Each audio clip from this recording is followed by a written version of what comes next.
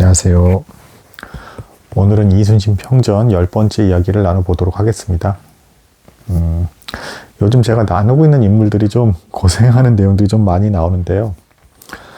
원래 좀 성경에서도 이렇게 얘기하고 있지만 올바르게 살아가는 사람들은 원래 좀 고생을 합니다.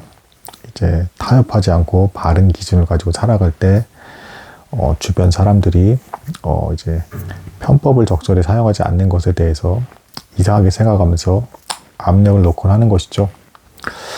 오늘은 뭐 다행스럽게도 그렇게 뭐 괴롭힘을 당하시는 내용까지 나오고 있지는 않고 이제 쭉 이제 순차적으로 전라좌수사 그 자리까지 가신 과정이 이제 나오고 있습니다. 그것에 대해서 한번 이야기를 나눠보도록 하겠습니다. 자, 일단은 이순신 장군님께서 잠깐 이제 휴가차 이제 내려오셔서 아산에서 잠시 쉬셨던 것으로 이제 추정이 되고요. 이 기간 동안에 이제 그 류성룡 대감으로부터 이제 그 병법서를 받아다가 병법 연구를 하셨던 것 같습니다. 쉬고 계셨던 게 아닌 겁니다.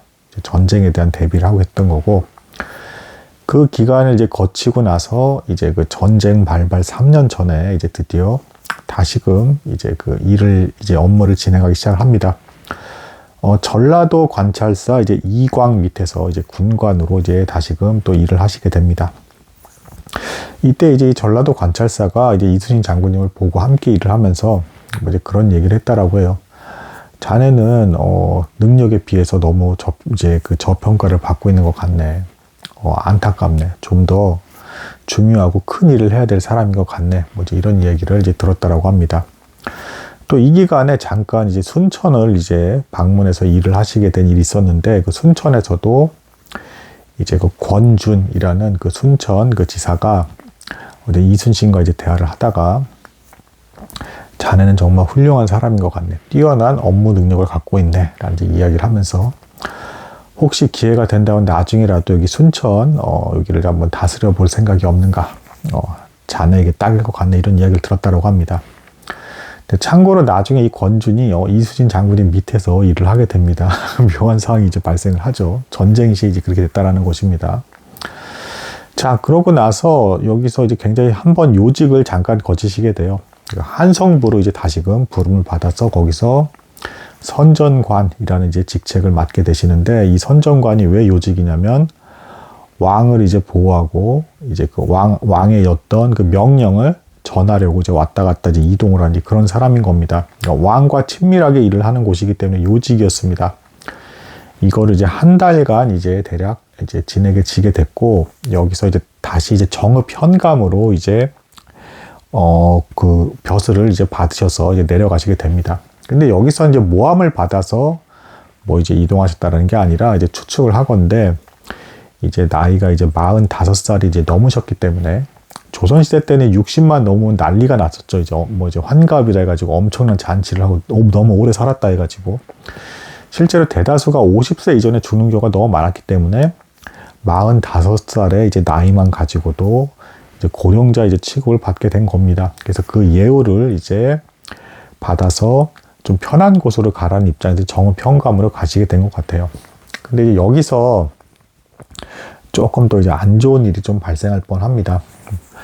이순신 장군님이 이제 셋째 아들이신데 위에 두 형이 되게 빨리 돌아가셨어요. 그리고 이 두 형이 각각 이제 다 아이들을 남겼는데, 이 아이들을 이제 직접 이제 다 받아다가 이제 조카들이죠. 키우고 계셨습니다. 근데 이제 이때 당시에 조선시대에 뭐가 있었냐면, 지방관 이렇게 내려갈 때 식솔들을 너무 많이 데리고 내려가면 이제 남솔이라고 해가지고 나라에 이제 폐를 끼친다, 안 좋은 것이다 해가지고 이제 고발도 당하고 막 이런 일이 있었습니다. 근데 이때 이순신 장군님께서 이제 조카들까지 다 데리고 오니까 이제 고발을 당하실 뻔 하신 거죠. 근데 이때 이제 이순신 장군님께서 그렇게 말씀하셨다고 합니다. 내가 남소를 범하게 돼서 파직을 당하게 될지언정 이 조카들을 절대 버릴 수는 없습니다. 이렇게까지 거의 이제 울다시피 하면서 사정을 하셨다라고 해요.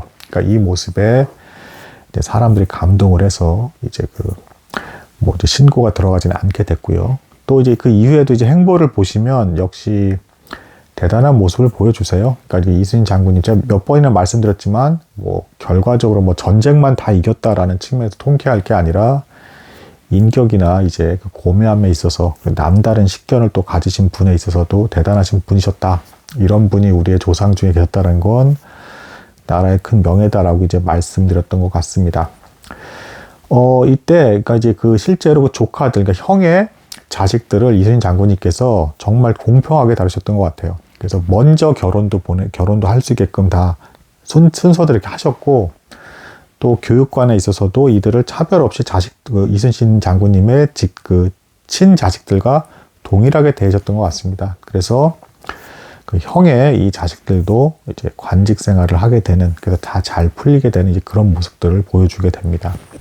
아주 훌륭하고 이제 대단하신 분이시라고 이제 볼 수가 있겠습니다. 또한 전에 말씀드렸지만 집안이 이렇게 많은 식소를 가지고도 이제 잘 돌아갔다는 건 추측을 해보면, 전에 제가 이순신 장군님의 이제 아내 되시는 분도 지혜로운 분이시라고 말씀을 드렸죠. 그 이제 아내 되시는 그 분, 이제 방씨 부인, 이분도 굉장히 이제 잘 가족을 이제 잘 다스리면서 했기 때문에 이제 가능했던 일로 이제 보여집니다.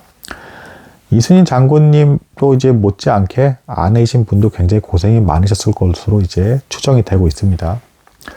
자, 그럼 이제 여기까지 이렇게 해서 정읍 현감까지 한 이 상황에서 이제 또 여기서 이순신 장군님의 특출난 능력이 또 기록에 남아 있습니다. 정읍 현관 시절에 이제 관리가 제대로 파견되지 않은 작은 고을에 가서 일 처리를 잠깐 하셨는데 사람들이 놀랐다라고 합니다. 사실 지금 이 현감 자리는 무관이 아니라 문관이 하는 일이에요. 근데 그 자리가 빈 고을에 가서 잘 처리가 되지 않은 문서 작업들을 순식간에 다 처리해 보시더라고 합니다. 그러니까 문관으로서의 능력도 엄청나게 뛰어났다는 겁니다. 그러니까 남들이 잘 처리하지 못하는 문서 행정 일을 순식간에 단기간에 다 끝내버리셨다. 사람들이 놀랐다라고 합니다. 그러니까 이순신 장군님은 역시 정말로 문무겸비, 그리고 이 책을 쓰신 분의 어떤 기록도 이제 거기서 나오는데 저도 동의를 하는데, 또한 또 한편으로는 임진왜란을 위해서 존재하신 분이신 것 같기도 하다. 그러니까 준비된 분이셨던 것 같다라는 것입니다.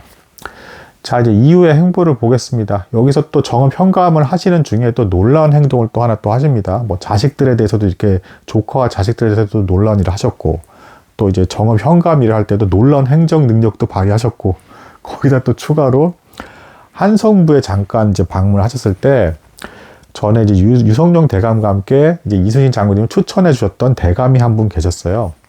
이분이 우의정까지 하셨다가 이제 당파 싸움의 당쟁으로 해서 파직이 돼서 이제 감옥에 계셨는데, 이분을 직접 찾아가서 방문하고 위로한 일이 있습니다. 이거 대단한 겁니다. 조선시대 때 누군가가 이제 그 당쟁에 휘말려서 몰락하게 되면 사람들이 찾아가지 않았어요. 왜냐하면 같이 죄인으로 조금이라도 연루가 되면 그렇게 돼버리기 때문에 신문 받고 이제 고문 당할 수도 있고 파직될 수도 있기 때문에 당하지 않았단 말입니다. 근데 이순신 장군님은 끝까지 의리를 생각해서 자신을 이제 밀어주셨던 분이시기도 하고, 또한 이제 그 아버지께서 돌아가셨을 때도 이분이 찾아오시고 굉장히 위로를 많이 해주셨다라고 해요. 그 은혜를 잊지 않고 죄인된 상태에 있음에도 불구하고 찾아가서 다 대화를 나누셨다라는 것입니다. 위로를 해줬고, 또 그 옆에 있던 그 관리들이 파직된 대감이 이렇게 고통받고 있는데 술을 마시면서 한가하게 지내는 모습을 보고 한 소리까지 하셨다라고 합니다. 이 사람이 죄가 있고 없고, 이 대감님께서 죄가 있고 없고가 다 이제 결정되고 말고를 떠나서 이렇게 고통받고 있는 모습을 보여주고 있는데 당신들은 이렇게 한가롭게 술이나 마시면서 그러고 있는단 말입니까? 라고 이제 얘기를 했다라고 합니다. 그래서 그 주변의 관리들이 잠깐 조용해지면서 조심하게 되는 이런 일도 있었다라고 합니다. 자, 그 다음에 이제 이순신 장군님께서 전라 좌수사로 가게 된 과정이 있는데, 이것도 우여곡절이 있었습니다. 자, 그래서 원래 그 유성룡 대감께서 사실은 이제 이순신 장군님을 알아보고 그래서 요직에 앉히려고 애를 썼어요. 그래서 처음에 이제 고사리 진 쪽에 이제 정삼품직을 이제 천거를 했는데, 이때 당시 조선시대 언론기관이죠. 사관원, 사헌부, 홍문관. 여기서 너무 지나치게 빠른 승진이다. 이제 종 6품에서 정 3품으로 올라가는 거니까 7품계가 올라가는 것이 다 말도 안 된다. 그리고 또한 이제 정 3품으로 이제 올라갈 때는 적어도 전에 있던 관리로서의 기간을 다 채우고서는 올라가는 게 관리였습니다. 그래서 실패를 일단 한번 하게 됩니다. 근데 이제 이것에 대해서 이제 뭐 전문가들이 보는 견해에 의하면 이제 그 사관원 사무 홍문관 그 언론기관에서 정당하게 작동을 한 것이다. 너무 파격적인 승진은 원래 조선시대에서 웬만해서는 허용하지 않는 것이 원칙이었고 원칙대로 한 것이다라고 이제 보고 있습니다. 자, 그 다음에 또 이제 당상관 상품을 이제 올리려고 이제 류성룡 대감님께서 힘을 쓰고 계셨는데 이건 역시도 너무 지나치게 빠른 역시 7품계나 올라가는 너무 지나친 승진이다 해가지고 이제 실패를 하게 됩니다. 이 과정에서의 뭐 이순신 장군님의 심정에 대해서는 잘 나와 있지 않습니다. 참고로 정읍현감은 이제 종6품입니다.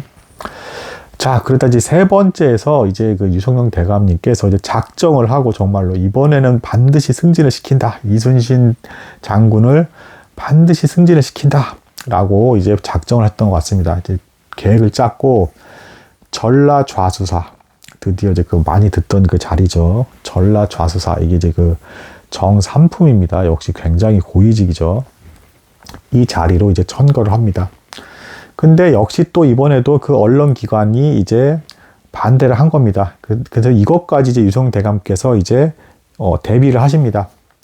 이경록이라는 사람까지도 같이 천거를 했는데 똑같이 정삼품직이었는데 그러면 이제 거래를 하듯이 이제 유성 대감님께서 이제 주장을 한 겁니다. 이경록 이 사람은 포기를 할 테니까 승진을 포기시킬 테니까 이순신 장군만큼은 반드시 이제 승진을 시켜달라. 그리고 지금 일본이 이제 어떻게 나올지 모르는 애매한 상황이니까 전란에 대해서도 이제 준비를 해야 되니까 이 사람은 반드시 승진을 시켜야 된다라고 하면서 이제 딜을 하듯이 거래하듯이 이제 제안을 합니다. 그래서 이게 이제 통과가 돼서 임진왜란 발발 14개월 전에 이제 전라 좌수사로 이제 부임을 하게 되시는 겁니다. 이 일을 두고 이제 그 조선 그 실록에는 이제 이후에 두고두고 이 류성룡 대감이 이순신 장군을 전라 좌수사에 앉힌 이 일을 모범 승진의 케이스로서 두고두고 조선 말기까지 계속 이제 이야기를 많이 했다라고 합니다. 너무도 잘 식견이 탁월했던 판단이었다는 얘기죠. 이거 전문가들도 하나같이 그 얘기를 하죠. 이순신 장군님께서 전란 직전에 전라 좌수사에 되신 것은 신의 한 수였다. 이게 이제 류성룡 대감께서 생각하고 이렇게 하신 거란 그 얘기입니다. 그리고 류성룡 대감은 참 뛰어난 분이셨던 게 나중에 그 전란 때도 명나라와의 이제 어떤 그 외교 문제를 직접 다루시면서 이제 원군을 어쨌든 받아오게 되죠. 이건 역시도 이순신 그 류성룡 대감의 이제 판단이었다.